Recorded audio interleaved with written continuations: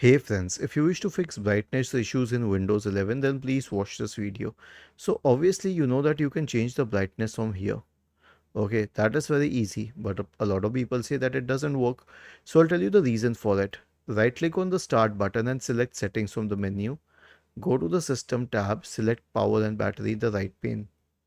Now make sure that energy recommendations are not applied. The power mode is selected at best performance and you can go to energy saver and make sure that energy saver is off. Now this said, there's one more case which can impact the brightness, and that is third party software products. So search for system configuration in the Windows search bar, go to system configuration, go to the services tab, check the box associated with hide on Microsoft services. If any of the services checked, click on disable or apply, okay, and then restart your computer. Was this helpful? If yes, then please subscribe to the channel.